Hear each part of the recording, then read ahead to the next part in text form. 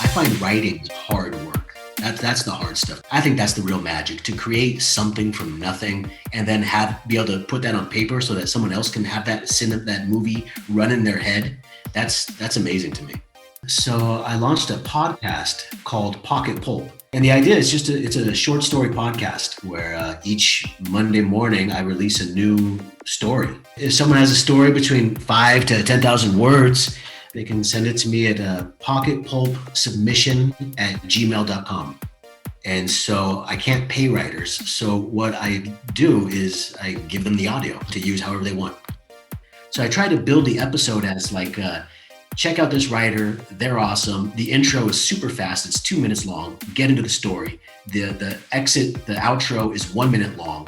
And it's all about the writer with a quick thing at the end like, hey, my name's Eric Bryan Moore, check out my website. Welcome to the Stark Reflections on Writing and Publishing podcast.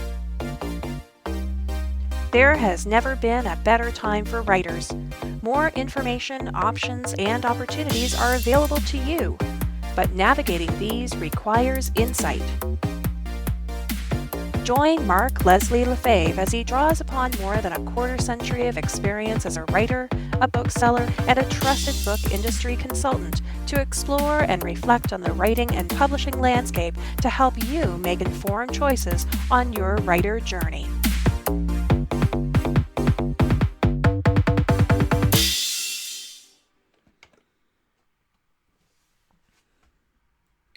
Hello, Reflectives, and welcome to episode 194 of the Stark Reflections podcast. This is your host, Mark Leslie Lefebvre. In this episode, I have an interview with Eric Bryan Moore. Originally a stage actor and Shakespeare fanatic from California, Eric bounced around the globe for a number of years, including having lived in Japan for 6 of them, before finally settling down in Brazil. After starting a family, he decided to put his acting degree back to use and kicked off a career in audiobook narration in 2016. He narrates from his home studio and enjoys reading fantasy, science fiction, thrillers, mysteries, and horror. When he's not recording, Eric is busy playing with his daughter, trying to win his fantasy football league, playing chess online, reading for fun, and learning how to make the perfect caipirinha, which is a Brazilian cocktail, very popular, and I'm pretty sure that I messed up pronouncing it, and I would probably mess up making one too, but I'm going to have to check it out because I looked it up and it's delicious. This interview with Eric is also delicious. You're going to really enjoy it. A great opportunity for authors to learn about the insider's life of a narrator, but also a great opportunity coming up for authors with Eric's podcast that he talks about at the end of the interview. But that interview is coming up later in this podcast. First, let's hear a word from this episode's sponsor, Findaway Voices. This episode is sponsored by Findaway Voices. Findaway Voices is a platform that allows you to get your audiobook out into a global market of 43 plus retailer and library channels. You can upload your own audio if you have access to it and set your own price because they allow you to control the price in pretty much 95% of the platforms your audiobook is published to. If you're looking for a professional narrator, you can work with Findaway Voices to find one. There's many options of doing this. You can do Voices Share program, which basically allows the narrator to be paid half of their normal rate up front, and then they get a small chunk of the royalties. You can also pay the narrator completely up front, and then you own the rights to that. And I'm going to explain that in just a sec, because I'm going to call this a hack on what I've been doing with short fiction. Now, I hired the guest for today's episode through Findaway Voices for several projects, and I am going to be hiring him for more projects. And let's just have a listen to the first project he worked on for me. Active Reader and Other Cautionary Tales from the Book World. Written by Mark Leslie. Read by Eric Bryan Moore. Now, this is just going to be a short clip from Active Reader, so you can just get a feel for Eric's style. Do you have an Active Reader card? Douglas smiled across the counter at the pretty young woman as she plopped a pile of paperbacks onto the cash desk. Her brow creased as she looked at him a moment. Then she spied the plastic blue card hanging around his neck on a thin chain.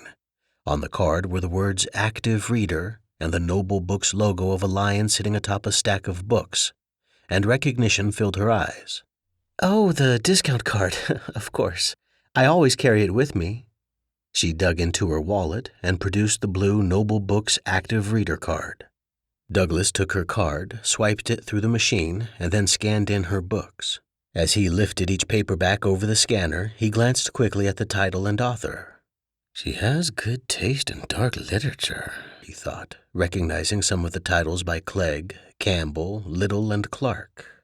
Oh, Douglas said. The Darkest Part of the Woods. That's a good one. I just finished reading it myself. She smiled at him. I love all of Campbell's writing, both the novels and the short fiction. UK's finest horror author. She nodded enthusiastically. He pointed at the next book in her pile. So, have you read other books by this author? Carol Weeks? Oh, yes. I've read a couple of hers. She's becoming one of my favorites. He grinned proudly. Her writing is a real gift to the horror genre. The girl nodded, her blonde curly hair bouncing as he continued to scan the books in. Between books, he kept glancing back up at her, noticing the soft blue of her eyes with a subtle green tint. Not only was she very attractive with sparkling, brilliant eyes, but she was also a lover of books and of horror. That old, familiar nervous tingling flitted about his stomach, and he found himself tongue-tied, unsure of what to say next. Attractive women didn't do that to him, but an attractive woman with sparkling eyes who loved to read horror sent him into a tailspin. And this right here is going to be coming up on through Findaway Voices, and I'll explain that in a bit, but this is from a recent episode. I believe it was episode 7 of the podcast that he's talking about. This is just that little teaser that he was talking about.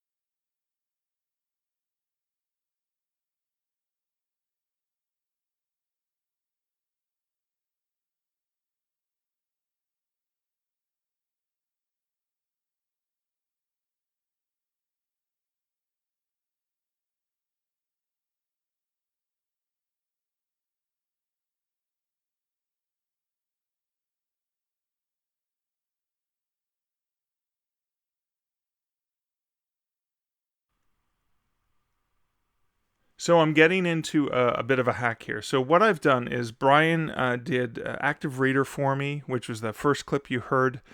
And that was a collection of short stories, 3 short stories, about maybe 15,000 words. Maybe it was about an hour and a half, an hour and 45 minutes. And it cost me less money to produce. Now, I'm not going to sell something like that on Audible, but I have earned back, if not all, most of my money on that one, and I've done several other short collections, usually short story collections, maybe 3 or 4 stories, and I've hired folks like Brian and Chris Humphreys to do some of those short stories. And the great thing about that is, with the going rate of paying for a professional narrator, you can't always afford to get a full-length 8 to 10 to 12-hour book. So what I've done is I've released these short story collections, but then what I'm going to do, I also have access to Spirits, a story that you heard a little bit of a teaser from Eric, and that's actually going to be part of one of my Nocturnal Streams collections. And what I can do is I can take some of these short stories that are in these mini collections, and then I combine them into a larger, maybe, exclusive audio unique story layout with all these different narrators where I've paid for the narration up front. So I have the rights to do that, and then just do a unique full-length book, which may be 8 to 10 hours of just short fiction. So this is a way I can kind of double down and earn back some of the revenue that I have invested in the audiobook narration for the long run, which I think is kind of an important plan. Now, I have used Scott Overton, who's done my narration for my Canadian Werewolf series. I like to have these consistent voices on different types of projects, and those were ones where I have paid more, and I haven't yet earned my money back, but I have earned money back on a lot of the shorter fiction, because a lot of the shorter fiction sells in different ways, sells in a la carte. A lot of the income that I've received off of those come from cost per checkout through the library markets, where you're not really making a lot of money, but the volume, can actually be good. I've also earned some money through Chirp for some of the books that I have there. And so, again, just experimenting with audio. And if you're looking for ways that you can experiment with audio and you can explore how you can leverage audio as an author, you can check out Findaway Voices. And please check them out over at starkreflections.ca/Findaway so they know that I sent you. And now time for some comments. Episode 193, Susan Fa, where we were talking about this indie bookstore, which is located near Thunder Bay in Ontario, where she specializes in carrying indie author books. Very unique bookstore. On Twitter, Edwin Downward said, "You blew my mind with this one. A store located on the Trans-Canada Highway counts as Northern Ontario? Northern Ontario is closer to the Hudson's Bay." And you're right, Edwin, actually, because, Ontario's a large province, and the majority of the landmass in Ontario is this unoccupied, really vast, giant region at the very top. She's technically north of Lake Superior is considered Northern Ontario. Where I grew up, in the Sudbury region, is considered mid-Northern Ontario, sort of like halfway up. And so you are right geographically, but I do believe, because, the Trans-Canada Highway goes right around the Great Lakes. It's as almost tight to the Great Lakes as you can get, which makes for a spectacular view when you're driving out there. But that is apparently considered Northern Ontario. And I should add a bit of an update. I've heard from Susan. I did send her some of my books. She's put some of the books in stock, and she sold out of a few of them already. And she's let me know that she's sold out, and she has reordered from Ingram some extra stock. And because I'd signed all the books that I sent, she said, "Hey, would you be able to send me?" And here's a cool hack: Avery clear envelope labels signed, so then she could stick them in the book. It's like book plates, basically signing a book plate and mailing them, but the clear. So I've just ordered some Avery labels. I'm going to mail some of those to her, and it's really awesome to know that there's this amazing bookstore. So anyways, thanks, Edwin, for that geographically concise and accurate, I should say, geographically accurate tweet. If you guys want to comment, you can at me over on Twitter. I'm at Mark Leslie, or you can leave comments on any episode of the Stark Reflections podcast over at starkreflections.ca. And now to personal update. Personal update, I'm going to keep really brief because I spent so much time in the ad read, which is kind of like a personal thing that I shared, but it was also a hack. I'm hoping you found value in it. On my NaNoWriMo, It is May 27th as I write this. I have cracked, I think I'm at 22,000 words in Fright Night's Big City in my Canadian werewolf series. So that's moving along nicely. I realize I got to up my game. So I kind of spent May warming into it, kind of getting things going, having a lot of fun with that. My goal was 6,600 words a day.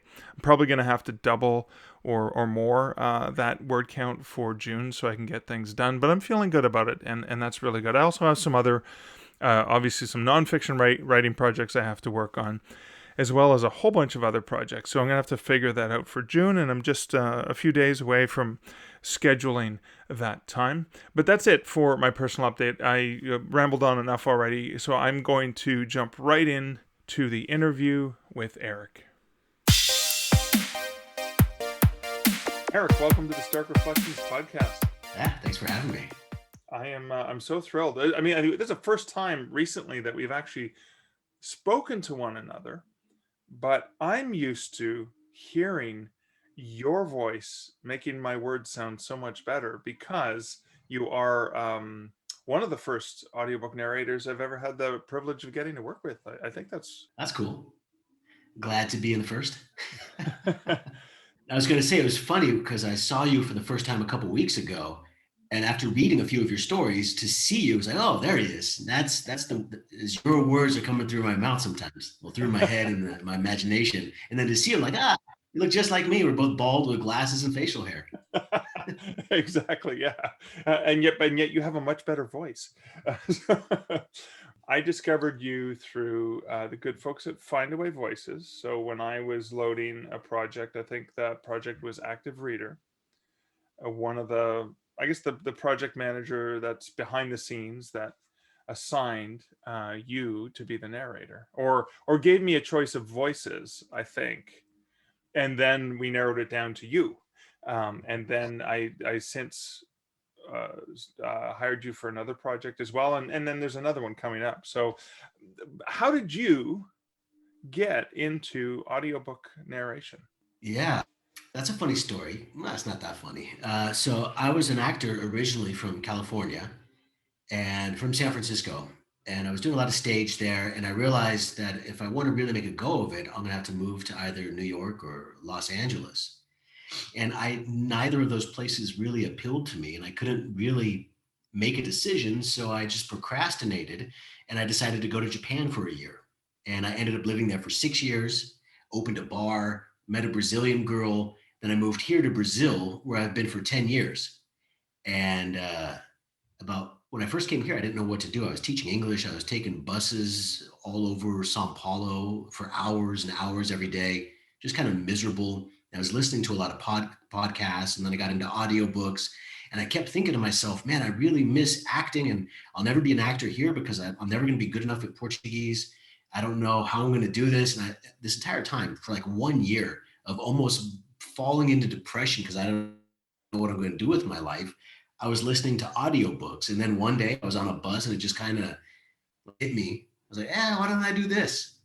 So, and then, then I decided, okay, I'm going to do that. And for 1 year, I lived in a place where I couldn't even record books. So I just studied writing, because I was like, well, maybe if I study writing, that'll make me a better narrator when the time comes. Then we moved to this house where there was a little closet that I could use from like midnight until 5 a.m. to record. And I think that's when I first did your stuff. I was there.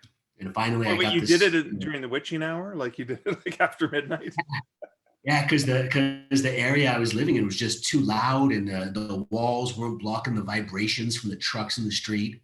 Oh, wow. And it took a while to get to this new setup, but that's kind of how I fell into it. Wow, there's so much to unpack there. So when you started as a narrator, where did you go? Where is there a place is there a group you join, or how do you get involved? How did you learn all that stuff? Yeah, I just jumped on ACX, and I watched all the tutorials they had, and then I joined a group on Facebook for narrators through ACX. I just watched as many videos as I could, and I listened to as many audiobooks as I could, and a lot of trial and error. A lot of error. A little bit more error than trial. That sounds like my writing career. Yeah, it's pretty much just learn the hard way every time. Wow. So I want to go back now because you talked about being an actor. No, you were a stage actor, theater. Was it through high school? When did all that start? Yeah, it actually started. So I was a freshman in high school, and I was in my English class, and the English teacher was Mr. Brown. And that day we were reading of Mice and Men, and he had everyone read out loud for like 1 minute, like two paragraphs. They'd switch and switch and switch, and finally he came to me, and I was so shy and nervous. And it was like I think we joined two classes that day, so it was like 60 kids. I just stared down at the book and I just read and read and read, and he never stopped me until the bell rang. So I ended up reading for like 10 or 15 minutes. And then as I was leaving, he grabbed me and he said, "Come with me," kind of in a very terse. I was a little bit scared. I was like, "Oh my God." I gave away the ending. There were no rabbits. No. I was like, maybe I went too far because he stopped me at one point. He's like, "No, no, do the voices." And so I like, oh, so I tried. And he dragged me to the theater teacher. And he said, "I got a real one here, real talent." And he left me there. And then so I Wow. joined the acting class, and I absolutely hated it because I was so shy, Right. terribly shy. Like I couldn't even talk to myself in the mirror. I was so shy. I don't know where that came from. And I hated it. So I did it for a half of a year. And then I was like, I'm not doing that again, ever. And I didn't until I was 20 years old in college. I was studying cameras and camera work and lighting. Right. And one of the directors said, "Hey, can you help me with something?" So I helped him with some video stuff. And he dragged me to the theater department, and he put me in Our Town. I think I played George in Our Town, and then that was it. Wow. So the So I, two different people, Mr. Brown in high school, and then this director in college, yeah, recognized some sort of innate talent in shy Eric, who couldn't even look up from the page when he was reading, and yet they found something there. There's got to be people who have that ability to discover, like, the diamonds in the rough. yeah, I guess so. And, I don't, for some reason, I don't know why it just never clicked for me because whenever I was a kid, my dad would take me to the movies. Whatever movie I saw, that's what I wanted to do when I grew up. If it was Die Hard, well, I wanted to be a cop saving the world from bank robbers pretending to be terrorists. If it was Yeah. I wanted to be a doctor. I just always wanted to be the guy or the character in the movie. And I don't know why it took so long to click. Wow. But yeah, thank God for Mr. Brown and my friend Leo, who kind of figured it out for me. That's fantastic. So I wanna go back to something that you said that really intrigued me, because you were learning about wanting to do a narration, and there was some limits in terms of being able to start. You took the time to go and study writing. What did you study? How did you approach that? Yeah, so I found a website called Writers Village University, and it's just a bunch of people that want to learn to write and study writing. And so I think one guy started it like in 1996 or seven, and he just put a bunch of classes up there, and you kind of learn as you go. And yeah, there was different things like studying poetry, studying the hero's journey, actually writing and getting peer reviews and stuff like that. I didn't know what else to do to prepare. I knew that I was like, I saw it. I saw it. I was like, okay, that's what I'm going to do. But I had no idea, other than sitting in a corner by myself and reading out loud, which probably would have been helpful too. I had no idea how else to prepare. So I just took some writing classes, and yeah, that was fun. So did that actually make you feel prepared when you were ready to get started? No, No. Did you end up writing a maybe. great American novel or anything like that? No, no, I'm terrible at writing. I have one short story that I'm proud of, and that's it. And I kind of worked on some. I got some outlines for like a book that I'll probably never actually write. Right. I find writing hard work. That's the hard stuff to create. I think that's the real magic to create something from nothing and then be able to put that on paper so that someone else can have that movie run in their head. That's amazing to me. Cool. Awesome. And you help get it into people, get stories into people's heads in a different format, which is awesome. So you were starting off, we'll jump ahead again to you hung up a shingle on ACX, you watched some videos, you learned some stuff. How did you find work, or did you wait for it to find you? Was it a combination of things? I auditioned a lot.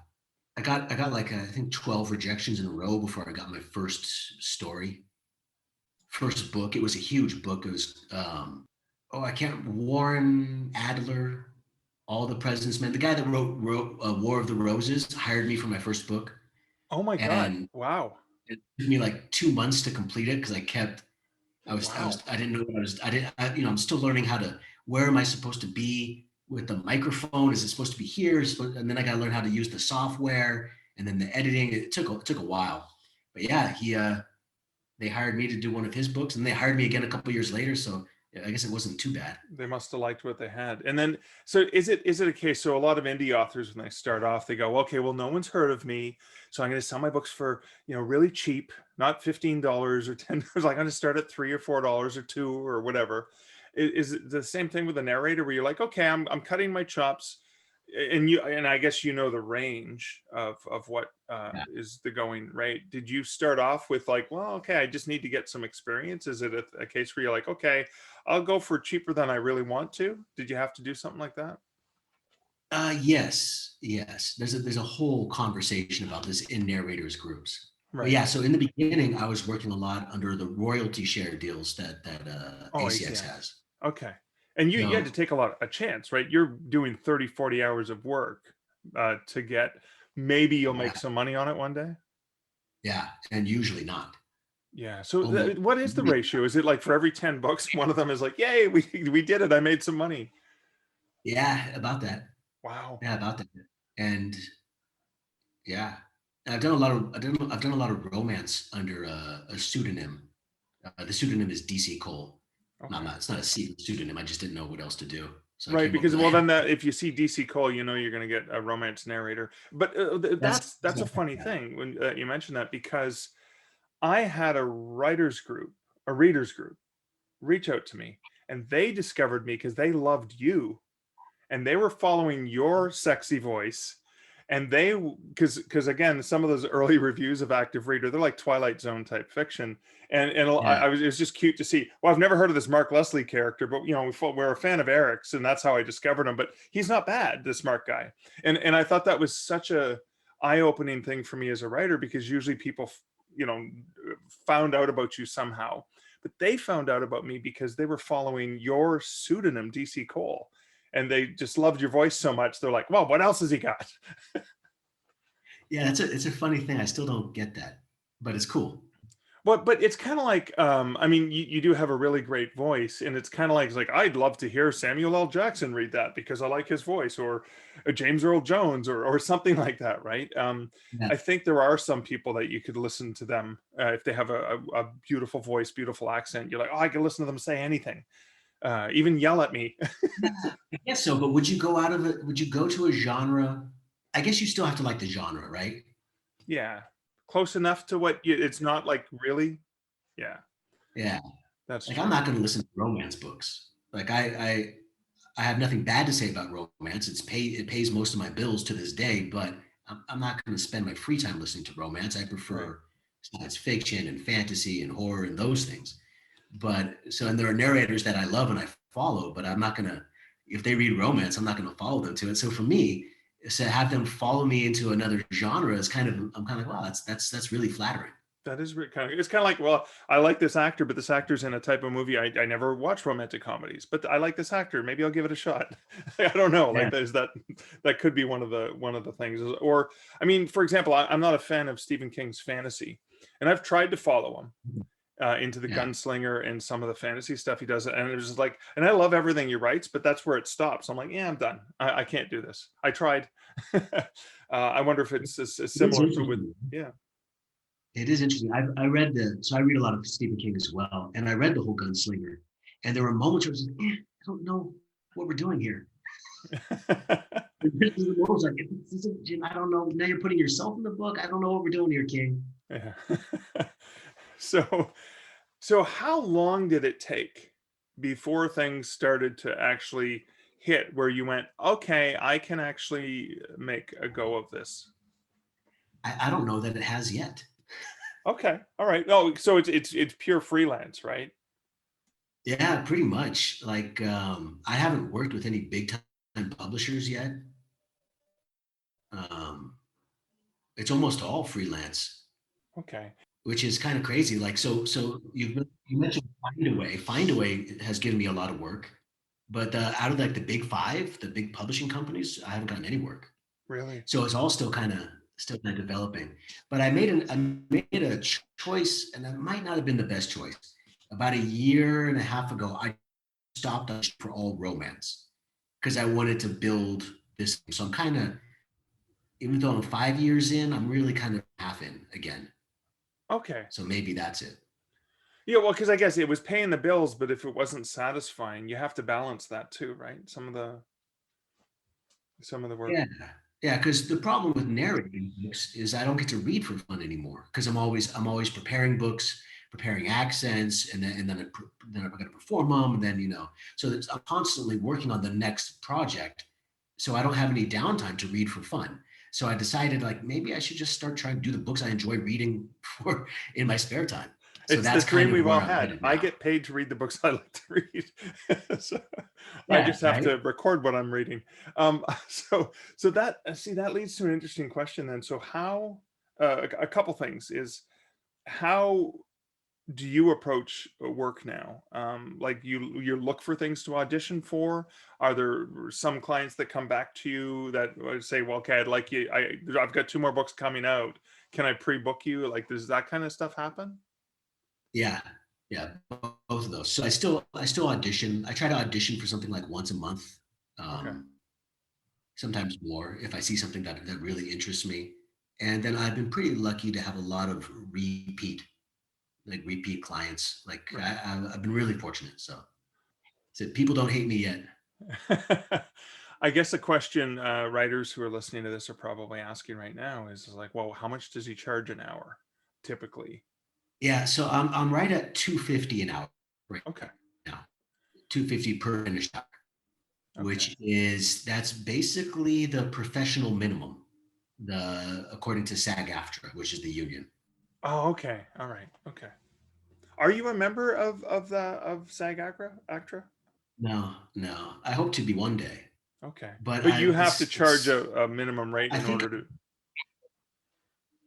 yeah, and like even though I say like I charge 250, I don't always charge 250. Like if a client just can't make it, I go down to help them out, So Right. like I would love to be union someday, but it just hasn't happened yet.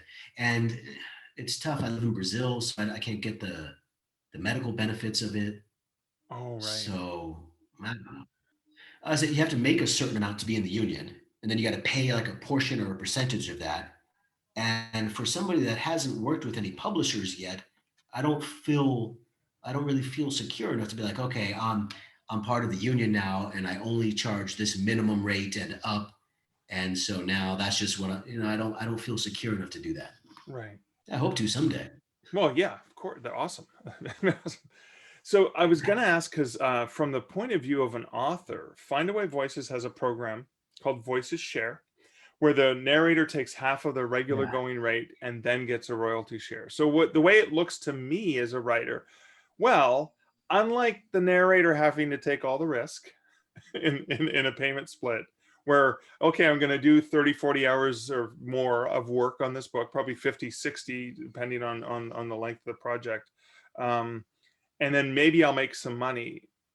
Has that worked out in any positive way for you since they've launched that program? I've never used it. Oh, really? Okay. It just hasn't. It has. Yeah, yeah, they haven't come across any offers with that for me. Yeah. Yeah. Okay.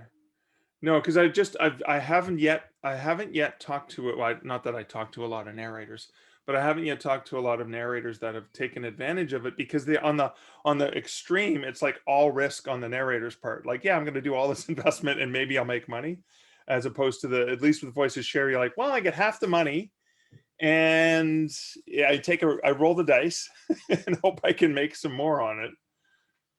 I was just curious about that. There is a similar program on ACX that I've used called a Royalty Share Plus, where they'll give you like $25 to $75 per hour per finished Okay. hour, and then you split the royalty. And I've done that numerous times because Oh, it covers when did they launch it'll that? cover all production costs. So it'll cover the editor and the proofer and all the mastering. So it covers all the post production. So then I can pay off everyone that I work with, and then it's just my performance and stuff that I got to worry about. So Oh, I'm wait not. a second. So you said you're paying, so you're paying production people like for the final product after you've recorded it, right? Yeah, at the very minimum, I always work with a proofer, someone that will listen to it and make sure I'm not screwing things up.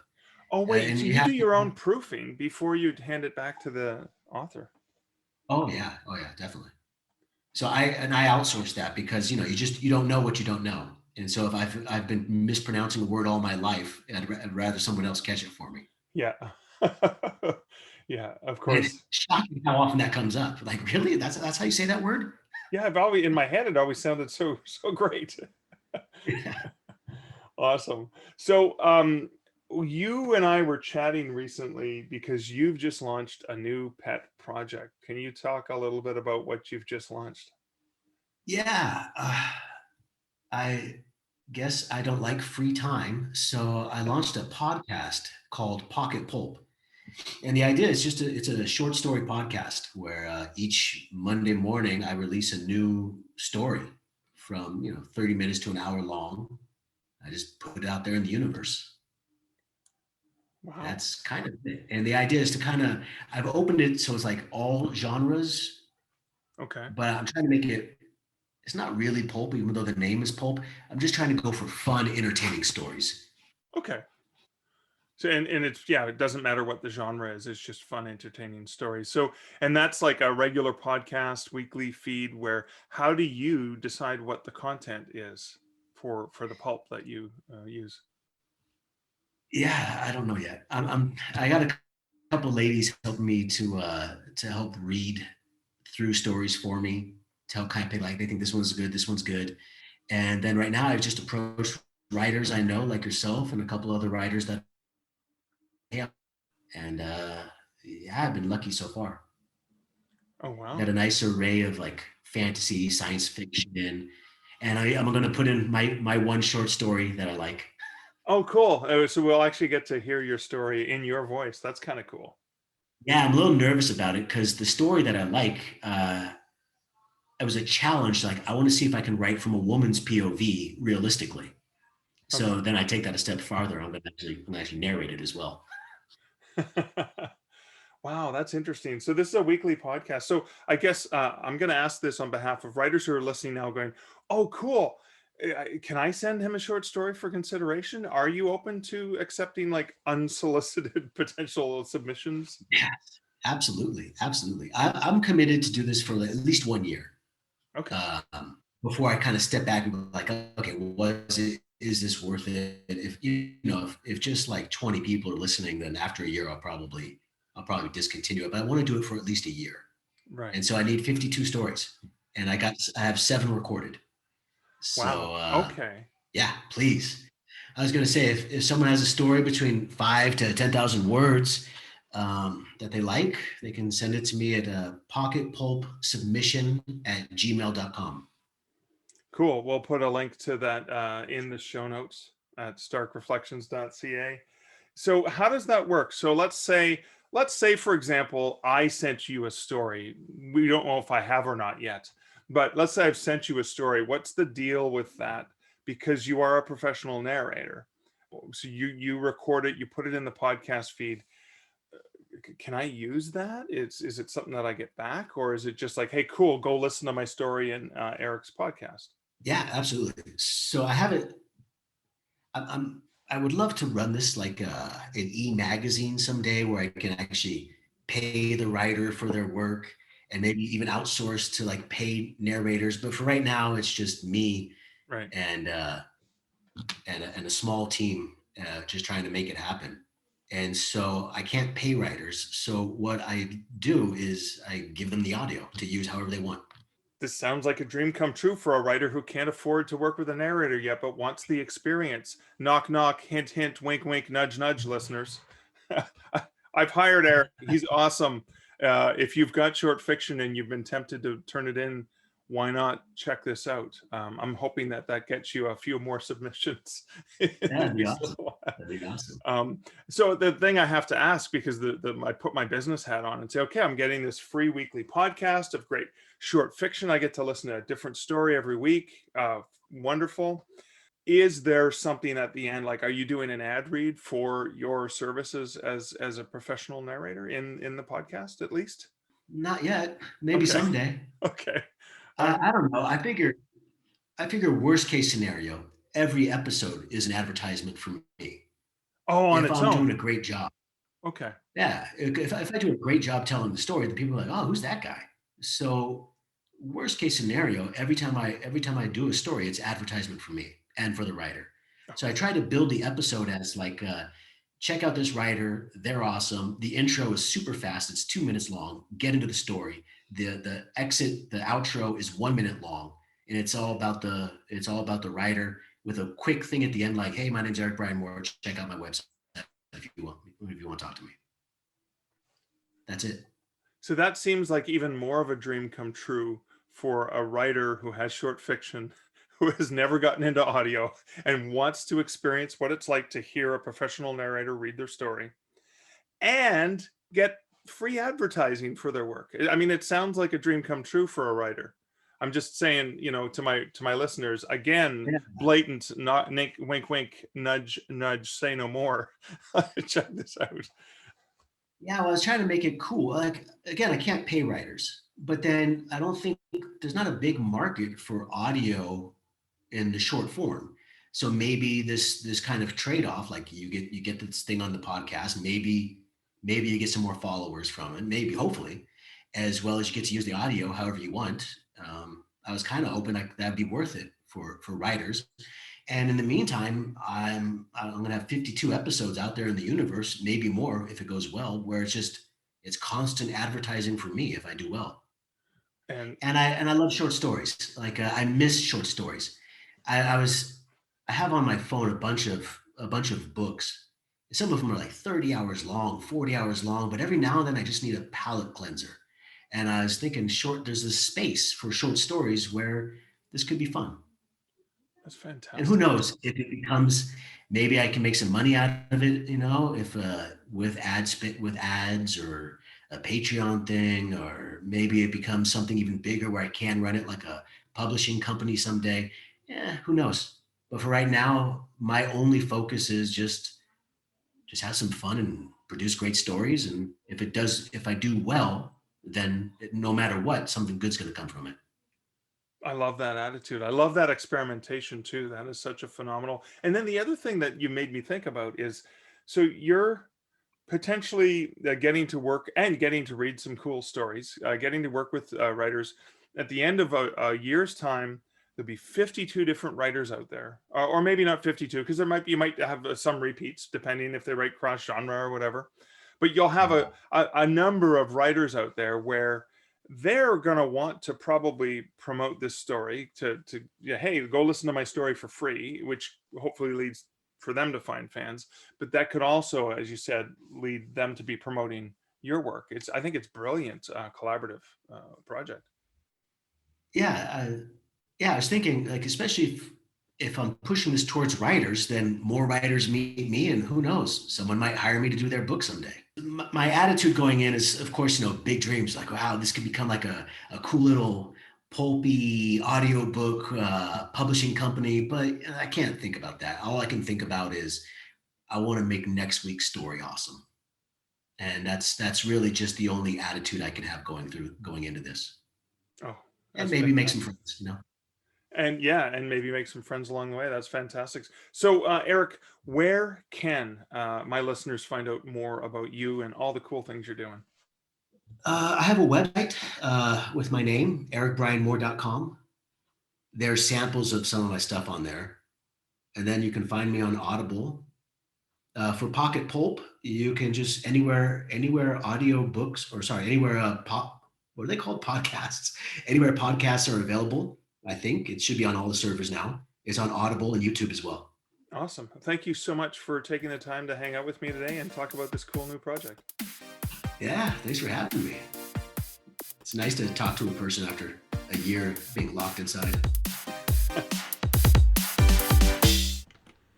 I know I harped on this a couple times during the interview, but I just want to reflect on the opportunity that exists for writers. If you have short fiction and you've never experimented with audio and it's between 5,000, 10,000 words, maybe worth checking out, sending it over to Eric. This is a chance to get your audio out there on a different platform, in a different format, and get an audio for free. Maybe that you can use that as something for your listeners. It could be something you send out, special thing in your newsletter, whatever it is. What an amazing opportunity for you. And so that's the first reflection, because again, I want to hammer that home, because I just think about the first time I've ever had one of my stories turned into audio, and what the experience is like. So just for that experience alone, you can kind of get a feel for that.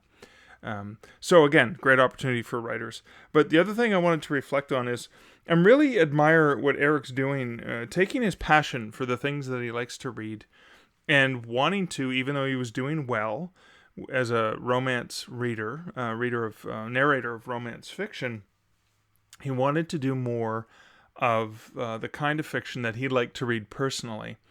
And so this Pocket Pulp podcast is just the perfect opportunity to showcase his talent. But what I love of what he does, and you listen to the episode, I think episode 7 that I was in, it is really all about the author. He's makes me sound so good. He took what is one of my favorite stories, one of my favorite short stories that I've ever written, Spirits, which has a bit of a backstory where I was actually unable to sell it to the different publishers because it wouldn't fit in a horror market, it wouldn't fit in a romance market, wouldn't fit in a literary market, but I kept getting amazing positive rejections over the years, and I finally self-published it because I really was proud of the story.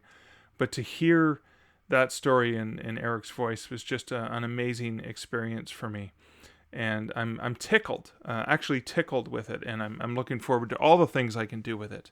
I got a little bit sidetracked, but yeah. So the podcast that he's done is just an amazing thing that can get you into listeners, people who like short fiction. So if you are a short fiction writer, it's a great opportunity. I'm reminded of the book that Maddie Dalrymple and I co-wrote on short fiction, Taking the Short Tack, which is leveraging your short fiction.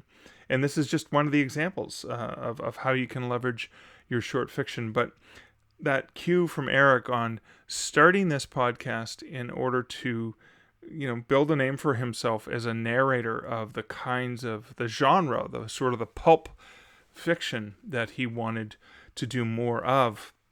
And he's got a plan. He's not going to do it indefinitely. He's basically going to give it a year. So 52 weeks, he's going to give it a go, and he's going to see if this is something that works and takes off. And if it doesn't work, then he's going to try something else. And if it does work, he has plans, as he talked about. And that's the kind of thing we should always be thinking about as writers is, who's my target audience? Where am I going to reach them? What are the different things I'm going to do to reach them? So obviously his target audience may be listeners who just discover his voice and go look for existing projects he's on, because he is on a royalty share on some of those projects. So that can become revenue for him. It's also authors who get a chance to work with him and go, oh wow, really love his voice.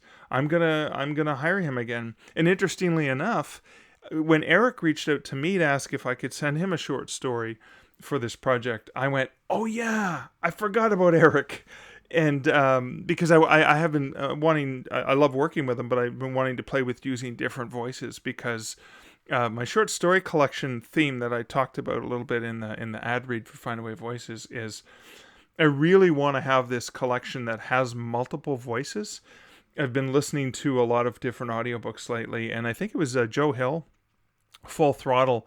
I love the fact that there's 4 or 5 different narrators for the different stories, and sometimes there's just a different voice really makes a difference. So in any case, just some learnings from what Eric is doing, and I encourage you to go check out his podcast. I encourage you to go check out the submissions. There'll be submissions linked to his podcast, linked to his website over in starkreflections.ca. as well as where you can find the email to submit a story. So I'm hoping that you enjoyed that, and I hope that you check it out. So thank you for listening to the Stark Reflections podcast. I want to thank all listeners for listening. You being here means a lot to me, the fact that you are listening. I also want to give a special shout out to the patron supporters of this podcast who for $1, $3, or $5 a month support this podcast over at patreon.com. And thank you, awesome patrons. Thank you, listeners. If you want to support the podcast, Patreon is pretty cool. I love it. Love all my patrons. But you can also support the podcast just by leaving a review over on the podcatcher of your choice, because that helps other people discover it. Or, better yet, share this podcast with someone that you think would find value in these Stark Reflections. So that's it for episode 194. Until next week and episode 195, this is Mark Leslie Lefebvre wishing you great writing and good Stark Reflections.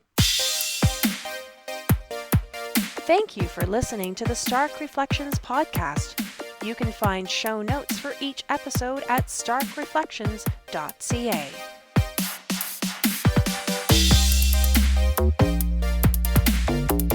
The music for this podcast, Laser Groove, was composed and produced by Kevin MacLeod. Check out more of Kevin's great music at incomptech.com.